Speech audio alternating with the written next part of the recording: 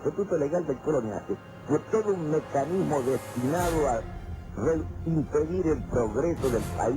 Concediendo a una compañía extranjera de extraer y explotar petróleo. The Falkland Islands and their dependencies remain British territory. Si quieren venir, que vengan. Esta epopeya que tenemos delante la van a escribir las masas progresistas. En Ushuaia, capital de las Islas Malvinas, capital de la Tierra del Fuego, Antártida e islas del Atlántico Sur.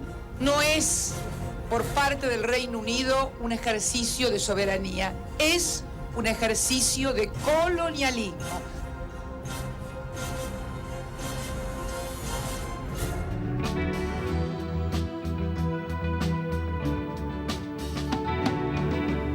Muy buenas noches, amigos de Hora Malvinas. Hoy estamos compartiendo un nuevo programa y con las ganas, como es la intención de este programa, acercar justamente el testimonio de aquellos que escribieron la historia de la recuperación de nuestras Islas Malvinas, los excombatientes con quienes hacemos este programa conjuntamente con Canal 11. Para el día de hoy vamos a charlar con Daniel Arias, cabo segundo artillero del ARA Piedrabuena. ¿Cómo te va? ¿Qué tal? Buenas noches, Manuel. Y estamos también con Fernando Remolif, quien fue cabo primero también del ARA Piedrabuena. ¿Qué tal? Buenas noches, Manuel. ¿Cómo estás? Bueno, vamos a empezar a charlar un poquito, presentando primeramente para quienes no saben qué buque fue el ARA Piedrabuena, ¿no? Fue uno de los buques que conjuntamente con el Buchar acompañaron al Belgrano, que ahora nos acompaña acá en nuestra escenografía, y que estuvieron, en realidad era el grupo que venían navegando juntos, ¿no? Y que están acompañando al Belgrano cuando de pronto es atacado, ¿no? Es así. Sí, exactamente, Manuel, tal cual como vos lo contás. Nosotros conformamos el grupo de tarea 79.3.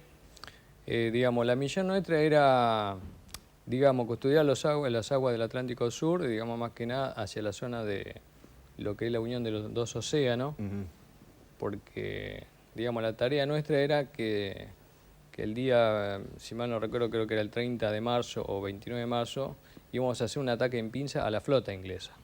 Es decir, nosotros íbamos a atacar por la zona sur. Exactamente. Mucha gente dice que la Armada no participó, que no hubo conflicto bélico, digamos, en el mar, pero la flota salió a atacar. Sí, a mí que, digamos, toda la flota en su conjunto estaba en el mar. Digamos, la estrategia era que sí iba a ser el ataque pinza hacia la flota inglesa.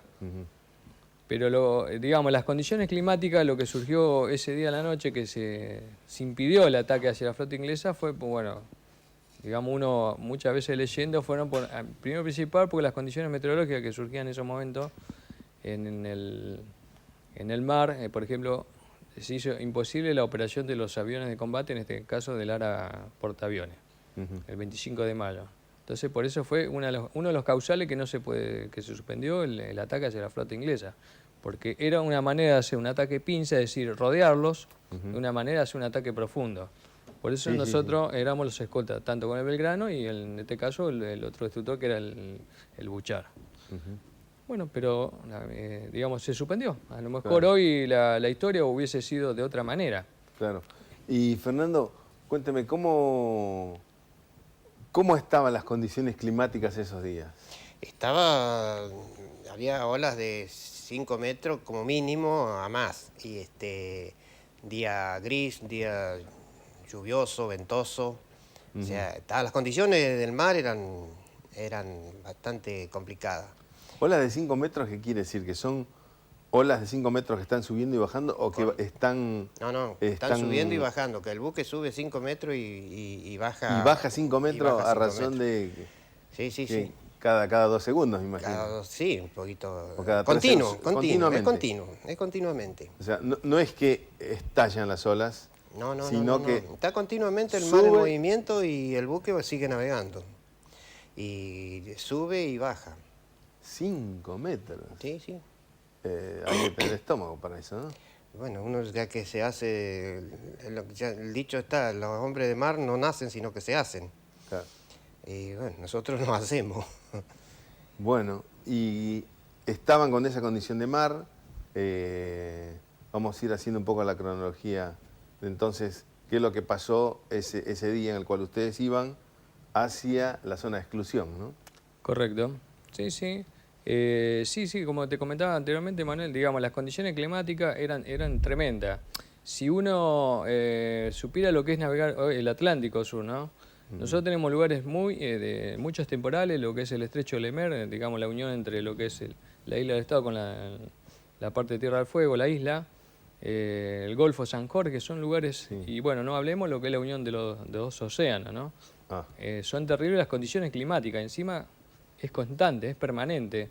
Es muy raro que vos encuentres un día, como se llama, el famoso mar de aceite, que le llamamos nosotros, que navegás tranquilo, sin condiciones feas. Pero bueno, nosotros tuvimos el tema de lo que fue en pleno, digamos, entre otoño, las condiciones ya va cambiando, es muy variable. Encima, acá las condiciones climáticas, sabemos por la zona que es cambiante constantemente. Por ahí te encontrás con temporales muy grandes, como nos pasó esa noche, que por eso se suspendió el ataque que íbamos a hacer. ¿El ataque estaba previsto para qué día, más o menos? Para el 30 de marzo. 30 de marzo, o sea, 30 de marzo salió la flota a hacer el ataque. Íbamos a hacer el ataque, exactamente el ataque pinza hacia la flota inglesa. Pero como he dicho anteriormente... Y el 30 de marzo estaban las condiciones climáticas. Sí, por eso... Claro, me imagino, claro, con olas de 5 metros no hay tiro, que debe ser muy difícil salvo un misil. No. Digamos, las condiciones están dadas. Uno de los causales fueron que no podían operar los aviones de combate, en este caso del portaaviones 25 de mayo. Esos fueron uno de los grandes causales. Digamos, las condiciones de tiro las vas a tener siempre, porque hoy con la tecnología que hoy se maneja, pero nosotros también no es que teníamos grande tecnología, porque no la teníamos, pero medianamente, amén de esto, nosotros ya habíamos previsto todas estas condiciones, porque tuvimos tanto tiempo en navegación, en varias oportunidades hemos salido en condiciones meteorológicas como las que tenemos en el Atlántico Sur a hacer, digamos, tiro. Es como cualquier ejército, como se prepara cualquier tipo de clima o condiciones que van y prueban sus armas. Esto es claro y conciso.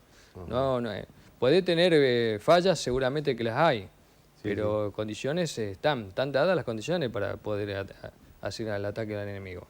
Claro. Pero es innegable que justamente el acompañamiento aéreo era muy importante. Exactamente, sí. Y bueno, eso fue imagínate que lo que tuvo la Fuerza Aérea con lo que fue la Armada Argentina, en este caso con los Supertendar, las condiciones que ellos sí atacaban, sea cualquier tipo de condiciones del día que les tocaba, sea nocturna, de día, no había manera de que igual los aviones atacan, ¿no? Lo cierto es que el 30 de mayo ustedes reciben la orden y salen a navegar, a cumplir la misión, totalmente con la idea de ir al combate. 1 de mayo, aún, me imagino, sigue pendiente la orden. Y en ese momento, divisaron en alguno de los sonares, siendo que el Piedrabuena estaba preparado, ¿no? Para detectar de haber algún submarino. ¿Se detectó algo? En mi condición de donde yo estaba, digamos que yo estaba en una torre de combate.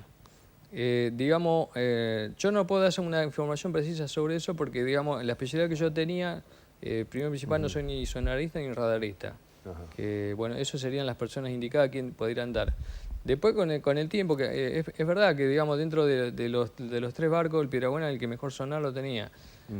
Lo que yo quiero comentar esto, que digamos, detectar un submarino en nuestras aguas del Atlántico Sur es casi imposible, porque todo va condicionado a las condiciones climáticas, porque vos acá en el Atlántico Sur tenemos profundidades muy profundas, y a medida que vas, un submarino se te pone a 300 metros, 400 metros, ya es muy difícil detectarlo, porque las ondas que van detectando, todo cambia por el tema de las condiciones del agua, porque hay lugares que son muy fríos, entonces a lo mejor, no lo digo como un experto en sonar, pero uno por comentario de los chicos que saben de estos temas, no es lo mismo, no te detectan, es muy jodido detectar un submarino acá, y más en este caso que era un submarino nuclear, ¿no? Sí, que nos venían siguiendo hace como 3, 4, 5 días. Y uno que a veces se pone a leer el tiempo que nos venían siguiendo a nosotros, que ya no habían detectado. Bueno, es lamentable, ¿no? Claro, son submarinos de alta tecnología que saben muy bien a qué temperatura del agua ubicarse para no ser detectado por el sonar. Claro, ¿no? sí. No tienen problema. Tecnología avanzada, no como la nuestra, que la nuestra se había quedado en el tiempo. Eran sonares de los barcos de la Segunda Claro. Guerra Mundial o Reacondicionado, pero no tanta tecnología como lo que ellos venían. Claro, porque muy fácilmente la gente dice, ¿no? He escuchado muchos comentarios, el Piedrabuena tenía sonar, ¿cómo no lo van a detectar? Es muy fácil opinar, ¿no? Sí. Digamos, una cosa es opinar, una cosa es estar en el hecho y concreto y en el lugar de la zona que nos tocó a nosotros. Digamos, fue una cosa, como diría uno, no te la podés imaginar. Además, habiendo recibido la orden de entrar en combate, el encargado del sonar estaba las 24 horas del día funcionando constantemente. Y constantemente revisando. O sea que si hubiera detectado algo... Pero también está la otra, ¿no? Porque muchas veces las escuchas, que pueden tener tanto los sonares como radares, muchas veces no te permiten estar a lo mejor 24 horas. Porque también tenés la parte del enemigo, que también te puede estar escuchando, cualquier sonidito, lo que venga, una onda, te pueden detectar. Por eso muchas veces las emisiones a lo mejor no eran concretas, constantemente. Eso también hay que tener en cuenta que en esas condiciones también está eso, porque también el enemigo también escucha. No solamente el enemigo, sino el vecino, que también nos delató en varias oportunidades. Porque se hacían, o sea, de los barcos nuestros se hacían las escuchas, de las cuales Chile le pasaba información a Inglaterra. Entonces eso también era desfavorable para nosotros. ¿Ustedes sabían eso? Sí.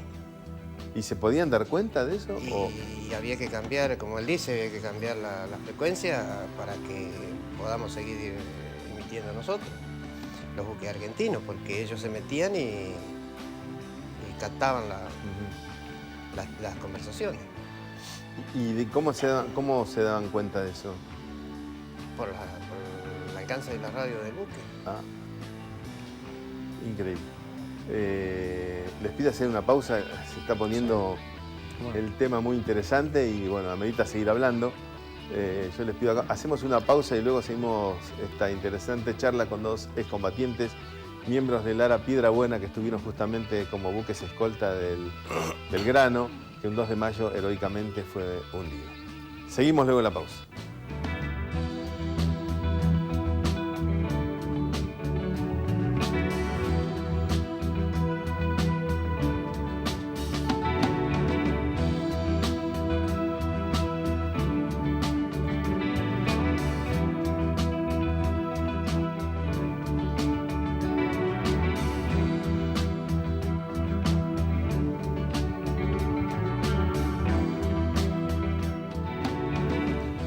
Continuamos esta charla que se está poniendo muy interesante con Daniel Arias, quien fue cabo segundo artillero, y con Fernando Remolif, cabo primero, ambos tripulantes del ARA Piedrabuena, que como dijimos acompañaron junto al Buchar al crucero General Belgrano.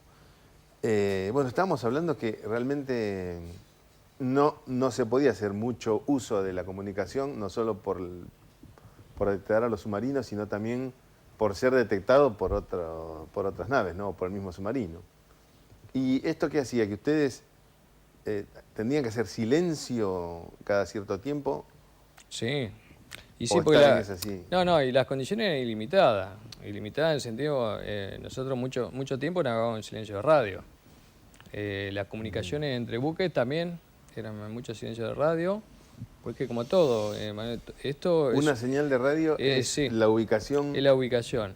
Amén de eso, tengamos en cuenta que también teníamos los satélites americanos, que también detectaban todo tipo de posicionamiento de nuestros barcos, no solo de nuestros barcos, sino de nuestros aviones, nuestras tropas, cualquier tipo de movimiento que lo que daban la información, en este caso a los británicos, ¿no?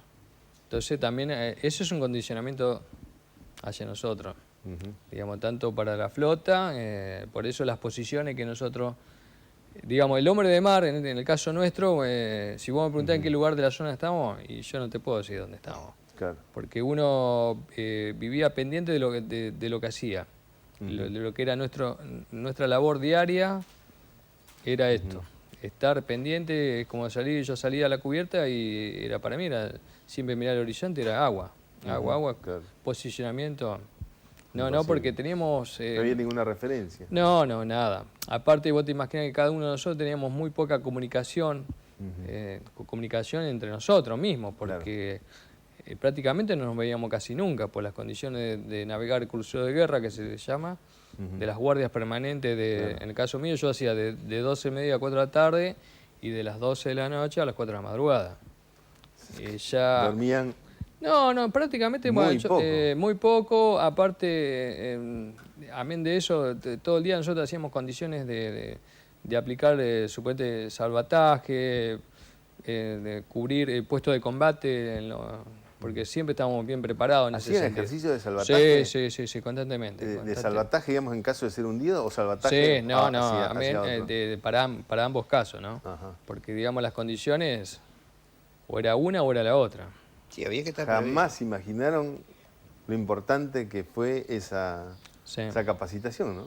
Sí, nosotros era permanente el tema de abordar esto, digamos, la labor diaria de decir, bueno, prepararnos para estos condicionamientos. Y bien, cada uno de nosotros, bueno, por eso te digo, muchas veces no nos veíamos casi nunca. Claro. Porque en el caso mío, claro, trabajando a trasmano, como quien dice. Bueno, y digamos, estamos 1 de marzo, 1 de mayo, digamos, y de pronto, en medio de toda esta situación, 2 de mayo llega y ¿quién de ustedes dos estaba en cubierta o llegó a ver cuando hunden al Belgrano? Yo alcancé a divisar en el horizonte cuando lo teníamos al crucero, eso ya lo estaba viendo. ¿Iban navegando de qué manera? ¿El crucero al medio y el Buchar y el Piedrabuena acá? No. Nosotros íbamos a un costado y el Belgrano iba sobre la costa. O sea que iba el Belgrano sobre la costa, al lado... Y nosotros dos íbamos a custodiando. O sea, iban en línea, digamos, navegaban por el mar. Paralela.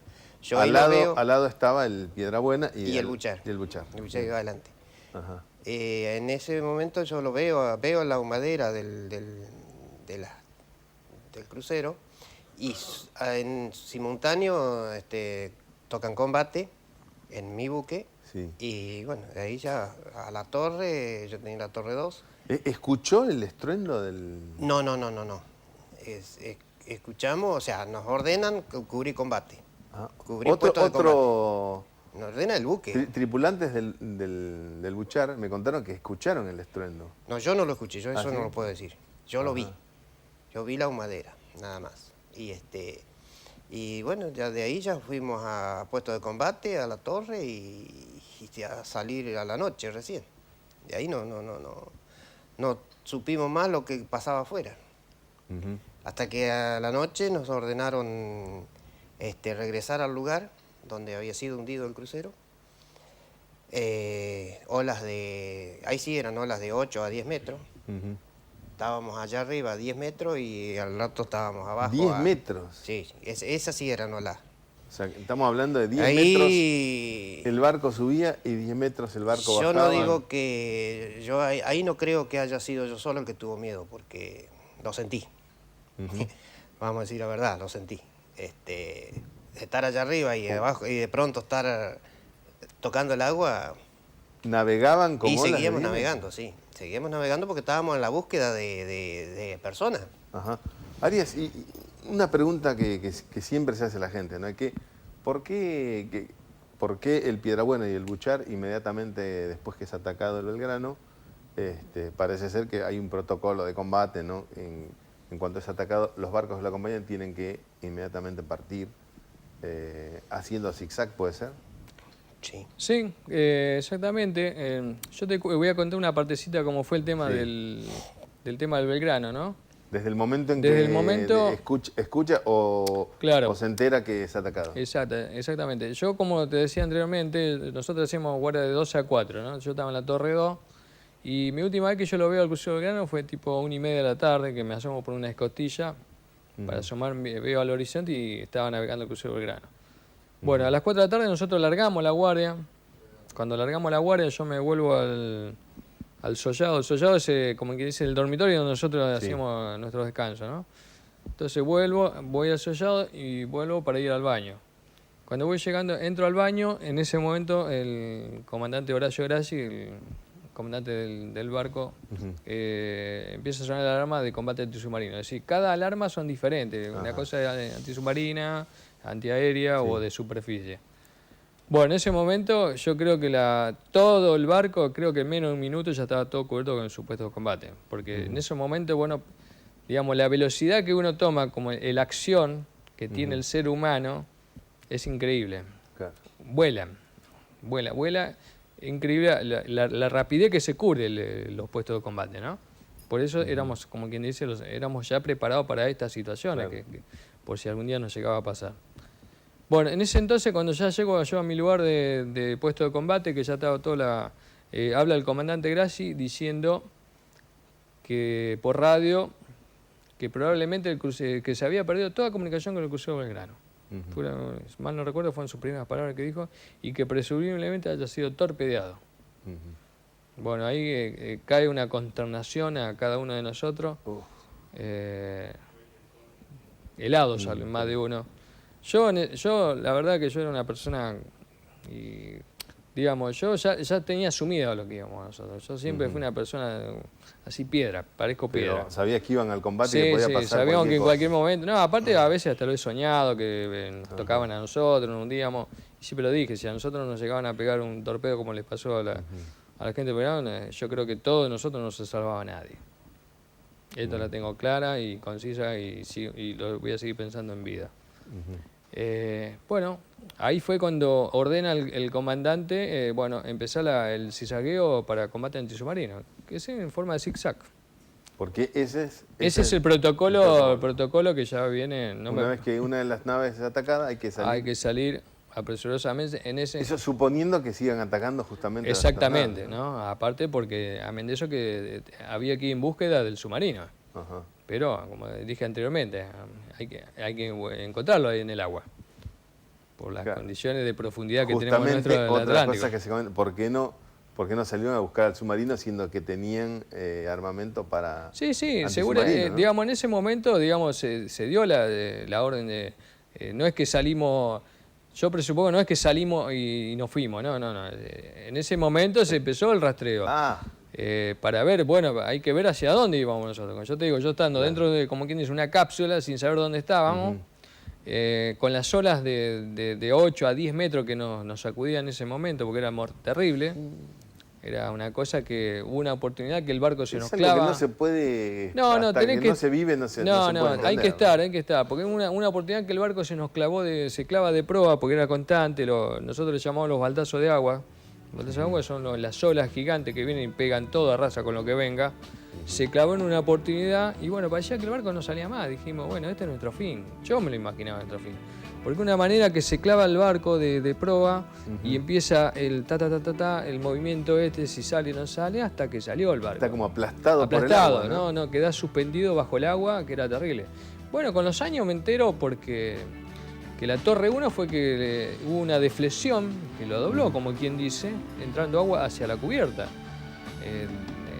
Que fue, digamos, desesperante para mucha gente lo que estaban debajo de lo que era la torre, ¿no? Claro. Porque debajo, digamos, no solo la gente que estaba abajo estaba de guardia, entrar el agua. No, fueron momentos para nosotros duros, muy duros. Y amén de eso, vos también tenés a cargo la tripulación, digamos, la responsabilidad del comandante o de cada jefe de departamento con su gente. Yo tenía chicos, por ejemplo, con Crito, que estábamos con nosotros, y bueno, los nervios que los chicos que vivían esa tensión, y siendo de la edad mía, ¿no? Porque yo soy clase 62 en este caso, ¿no? Y por ahí yo me levantaba con mi vehemencia que tenía, y yo creo que a uno o dos los he agarrado, como quien dice, la solapa, porque cuando uno pone nervioso el resto entra en un pánico total. Arias, te voy a pedir nuevamente hacer una pausa. La verdad que la historia cada vez nos sorprende más porque tantas cosas que desconocíamos justamente de estas dos naves heroicas que acompañaron al Belgrano y que, bueno, mucha gente dijo cualquier cosa, pero que recién hoy nos estamos enterando, gracias a ustedes, de lo que realmente pasó. Volvemos luego de la pausa en esta charla con Daniel Arias y con Fernando Remolif, tripulantes del Ara Piedrabuena que acompañaron en el momento en que fue hundido el crucero Ara General Belgrano.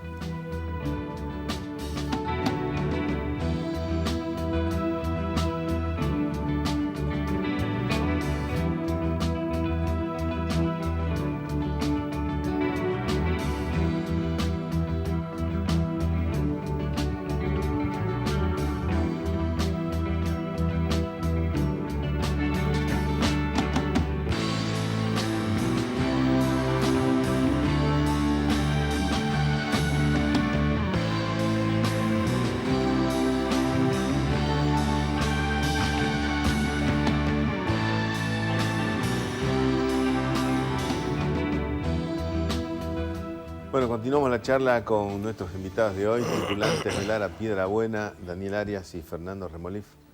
Bueno, estábamos contando momentos antes, o en realidad vos estabas contando en el momento en que el crucero es atacado, no llega a verlo cuando lo están hundiendo, como el caso de Fernando, pero a partir de ese momento bueno, se empieza a hacer el protocolo y, como me contaba, llegan a buscar al submarino, ¿no? ¿Eso cuánto tiempo más o menos se llega a hacer?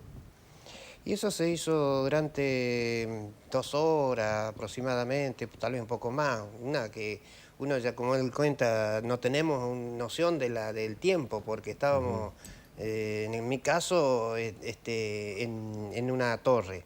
En una torre que tengo solamente la gente a mi cargo, que también tenés que contenerlo, porque ya sabiendo lo que había pasado en ese momento, que habían hundido el crucero, primero que tengo que contener a mi gente, claro, porque si no se arma, tenía cabo segundo con cripto. Sí. ¿En dónde específicamente trabajaba en el barco, Remolif? Yo era servicios generales. ¿Y en ese momento? Y a partir de que embarqué al buque y que salimos a navegar y que dijeron, bueno, esto vamos a Malvinas, me derivaron a una torre. ¿Y en la torre qué es lo que se hace? Y en la torre era cargador de munición. O sea, era el que ordenaba la carga al cañón. Sí. Y tenía el director de la pieza que me ordenaba cuándo iba a hacer el tiro. Tenía los apuntadores y los cargadores. Eso estaban todo a cargo mío. ¿Y con toda esa gente estaban ahí en la torre cuando empiezan a hacer el operativo de búsqueda del submarino? Sí, de búsqueda del submarino. No se llegó, me imagino. ¿Se llegó a escuchar algo?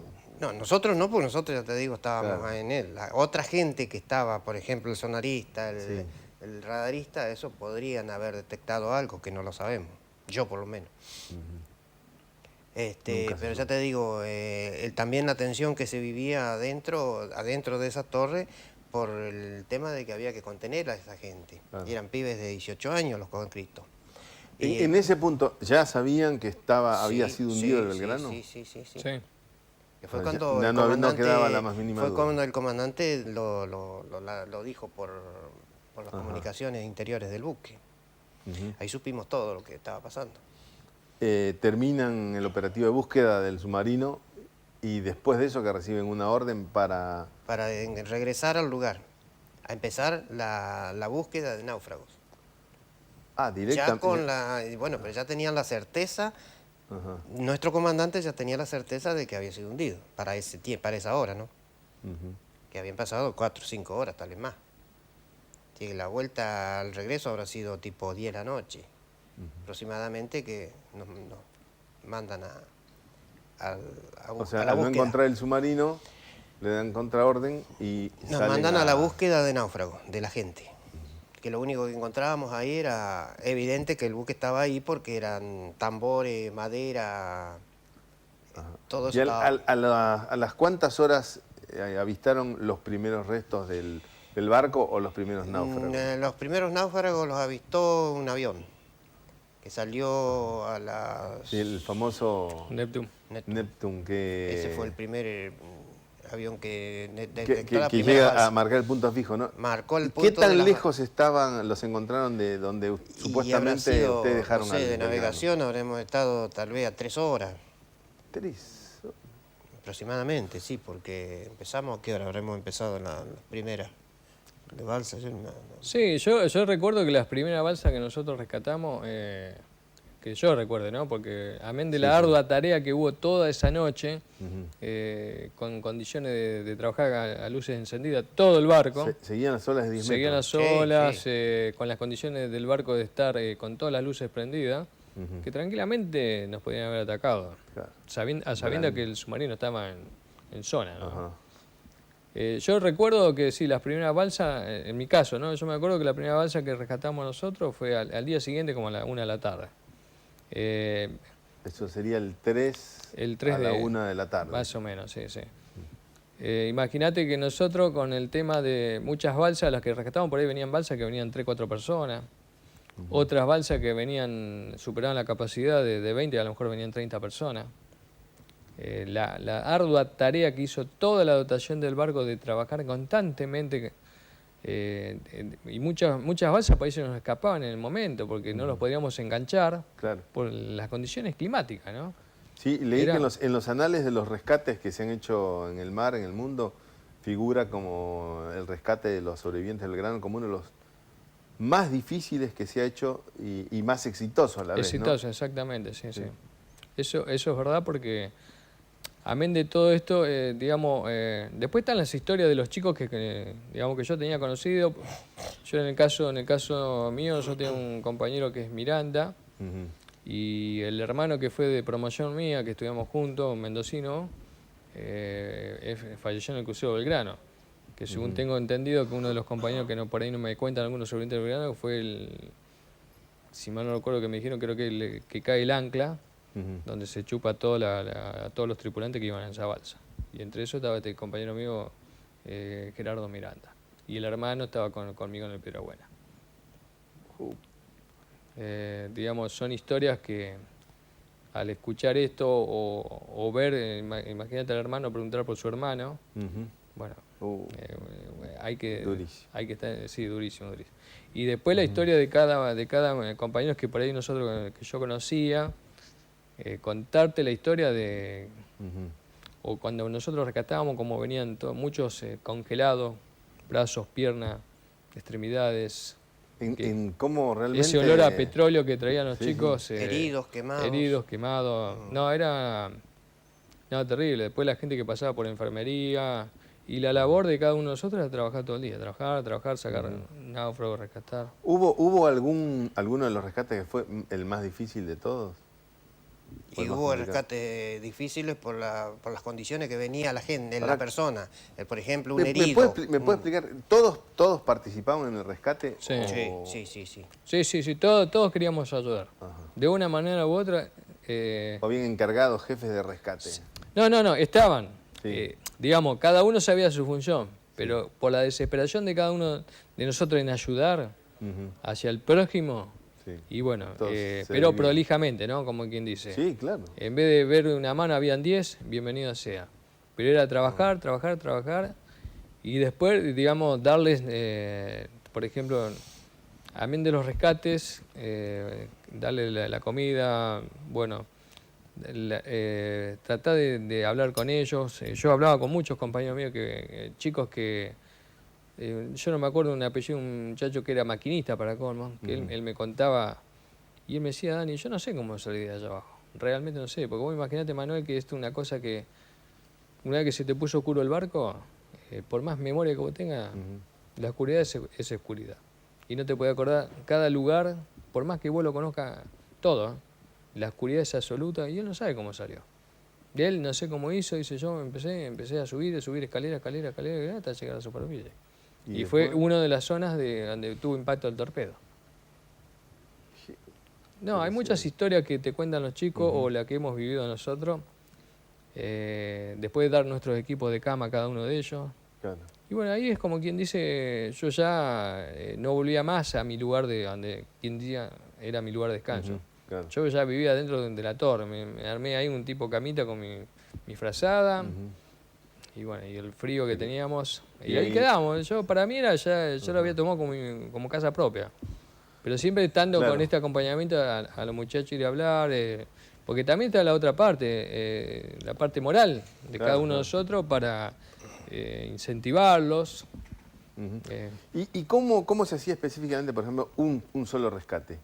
Venía la balsa de goma.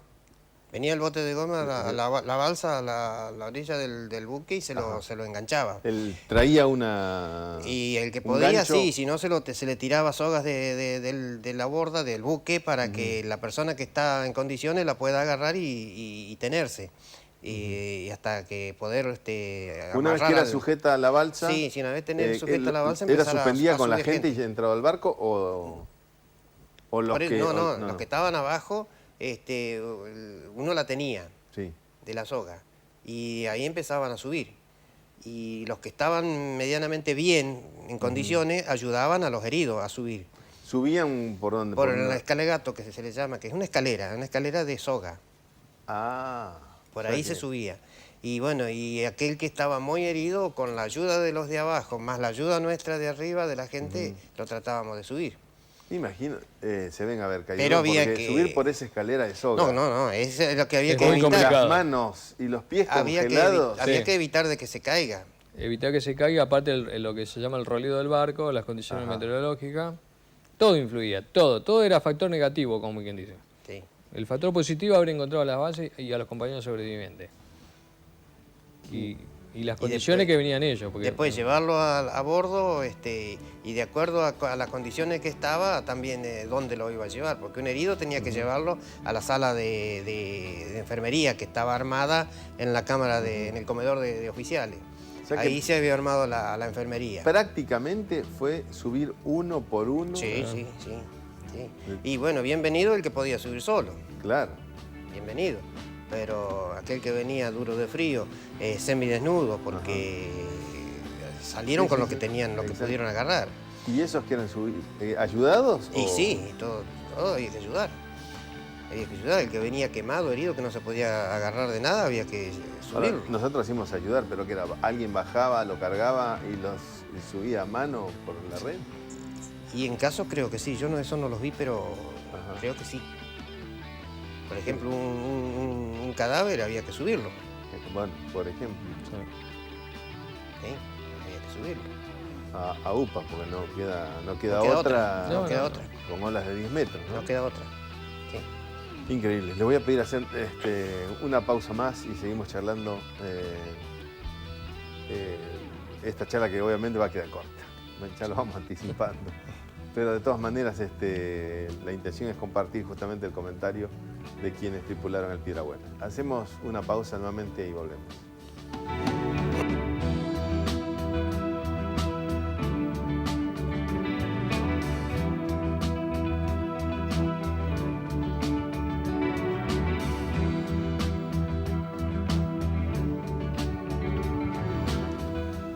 Bueno, seguimos esta charla en el último bloque.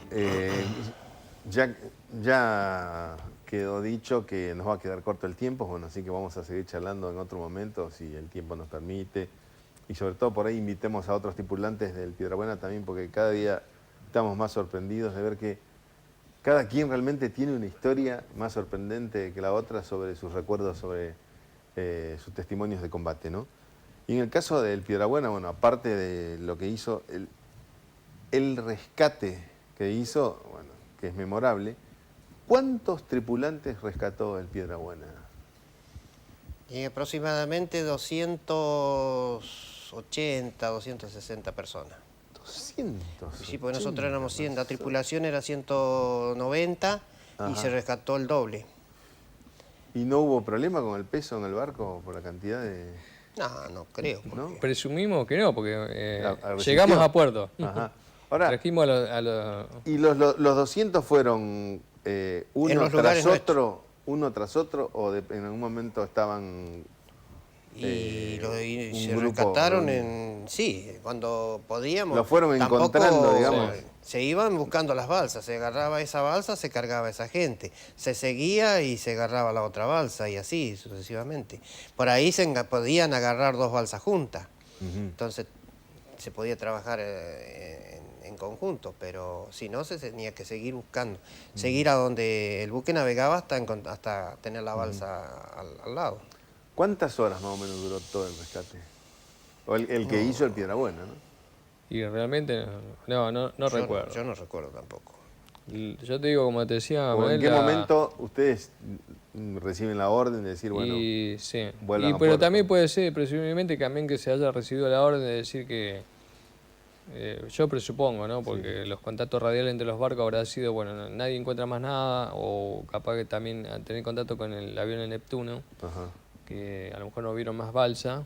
Sí. Pero, no sé, nosotros decirte una hora, por darte un ejemplo, no teníamos horario nosotros. No hay horario porque fueron eternas, para nosotros son eternas. Es un momento en el que el tiempo no existe. No existe, realmente no existe porque es tanto lo que haces, amén de eso está lo otro, el factor de ayudar al prójimo.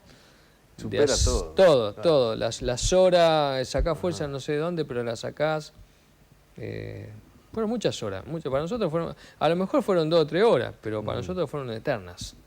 Eternas pues podés sacar a todos, todo del agua. Y lo que contaba anteriormente, con la gente, porque después viene el resto, amén de que nosotros los rescatamos, los trajimos a puerto, a cada uno de ellos, como te contaba anteriormente, hablar con cada uno de ellos, aquellos a quienes conocíamos. Pero antes que nos van el tiempo, vamos por parte. Ustedes rescatan a los tripulantes, a los 200 y pico tripulantes del Belgrano. Una vez que están todos a bordo, reciben la orden y van a puerto, y justamente al puerto de Ushuaia, ¿no? Al puerto de Ushuaia, venimos acá. Desde ese momento, de que empezamos a cargar, a recibir los náufragos, no olvidate de descansar, hasta que no llegamos acá. ¿Y cómo fue? Nunca más ¿cómo fuimos esa a llegada? una cama, nunca más Nada. fuimos a nada. ¿Cómo O sea, fue esa llegada del barco acá en los náufragos? Porque es algo que prácticamente no se sabe. No, yo realmente, si vos me preguntás, Manuel, hoy te digo, no sé, sé que llegamos a puerto, al puerto de Ushuaia, a bajar los tripulantes, digamos, a los heridos, y ahí nomás los llevaron, si mal no recuerdo, al aeropuerto viejo para trasladarlo. Y nosotros creo que nos quedamos como 2 semanas, 2/3 semanas nos quedamos en puerto por el tema te comentaba de las reparaciones que tuvimos que hacerle al barco. En este caso de la Torre 1, que hubo la deflexión, hubo la entrada de agua y bueno, reparaciones de La Torre 1 que se dobló cuando el barco quedó hundido. Sí. Es que ahí recién tomaron conciencia de... Sí, lo que había sido el efecto, pasado, ¿no? lo que había pasado, el efecto del temporal, todo lo que se había salvaron. Sí, nosotros pero... lo que siempre decimos, digamos, nosotros tuvimos, como quien dice, un 10 aparte.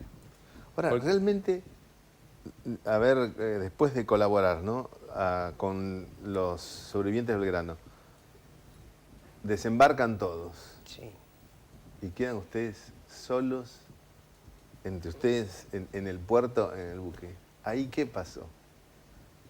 Y ahí se toma un poco de analizar y de pensar y de hablar uno con otro qué pasó. Recién, ¿no? Y sí, recién. ¿Qué pasó? ¿Qué nos hubiese pasado? De lo que estuvimos, que de ahí se analizó por comentarios de cómo fueron los torpedos al buque, que teóricamente pasaron por abajo nuestro, por abajo del buque del Piedrabuena. Por la inmediación, en la altura, se sacó conclusiones eso, que había pasado por abajo. En una ola que lo levantó, pasaron los... Tanto es así que al buchar le dio uno en proa, que no explotó, quedó ahí. Bueno, no me entero de eso.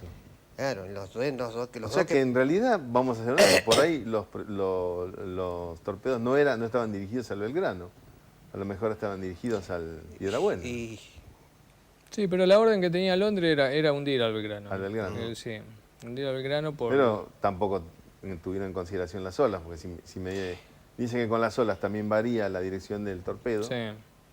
Podría haber Pero bueno, tranquilamente... nosotros, como siempre digo, ¿no? Hoy lo podemos contar. Pero volviendo ahora anteriormente, vos imaginate que nosotros, si mal no recuerdo, creo que fuimos la última unidad en entrar a Puerto Belgrano. Nosotros creo que entramos el 10 de julio. Eso no me lo voy a olvidar nunca más porque es como llegar a un lugar y no te recibe nadie. Fue una de las cosas más dolorosas y tristes que hemos tenido, en el caso particular, ¿no? No, fue terrible, una desolación. Sí, entramos como si hubiéramos venido de navegar normalmente, de una prueba de máquina. Nada, una desolación total. Que fue una tristeza terrible para nosotros, ¿no? A cada uno de nosotros, después de volver a nuestras casas. Yo tengo otro hermano que también es combatiente. Cuando yo llegué, verlo a mi padre, bueno, lamentablemente falleció este año, un 4 de abril, y verlo a mi papá, no conocerlo. Sí, porque son cosas muy tristes, ¿no? Porque nosotros muchas veces tenemos que hablar del después de Malvinas, lo que nos pasa a nosotros. Muchas veces por ahí este olvido que tuvimos en ese tiempo, ¿no? Muy grande y muy doloroso, que nos guardaron, en muchos casos nos guardaron, ¿eh? Porque muchas veces por ahí hay gente por ahí me pregunta, Daniel, yo no sabía que vos tuviste, pues no somos muchos de contar cosas nosotros. Creo que la mayoría nos pasa. Claro. Nos sentimos bien cuando nos reunimos en nuestra casa además, que es el centro veterano. En la guerra se premia al héroe, no solo al que combate, sino al que también salva a sus compañeros. Sí. Que fue el caso del Piedrabuena, que lo hizo realmente mejor que nadie. Creo que sí. Y todos los tripulantes del Piedrabuena tendrían que ser considerados y premiados realmente como héroes, ¿no? Sí, sin embargo... creemos que sí, pero no depende de nosotros. Nosotros nos consideramos lo que somos. Sí.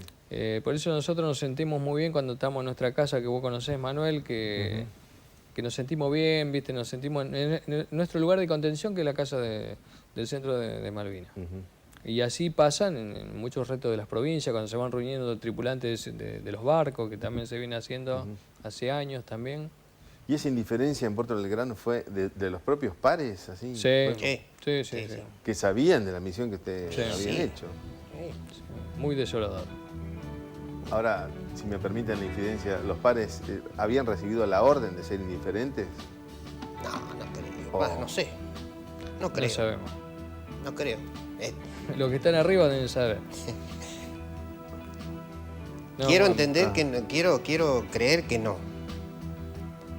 Pero la tuvimos. Claro, como fue en el caso de acá de Ushuaia, que llegan justamente los sobrevivientes y también se los ocultó. Y también, también. Correcto, sí.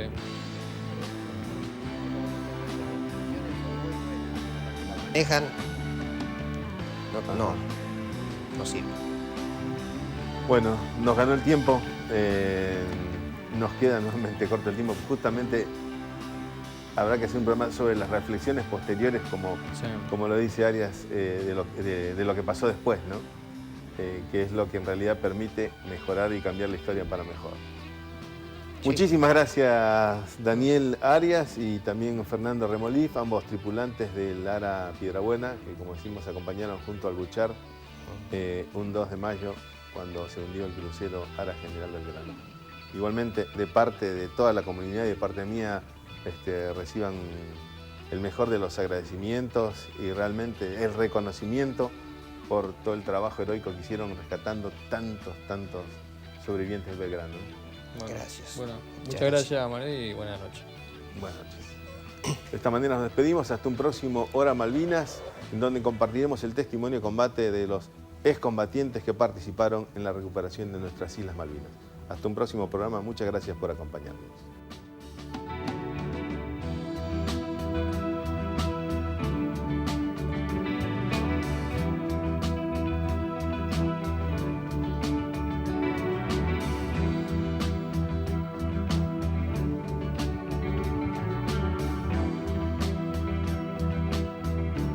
El Estatuto Legal del Colonia fue todo un mecanismo destinado a impedir el progreso del país, concediendo a una compañía extranjera de extraer y explotar petróleo. The Falkland Islands and their dependencies remain British territory.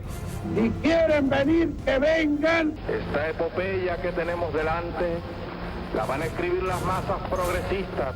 En Ushuaia, capital de las Islas Malvinas, capital de la Tierra del Fuego, Antártida e islas del Atlántico Sur. No es por parte del Reino Unido un ejercicio de soberanía, es un ejercicio de colonialismo.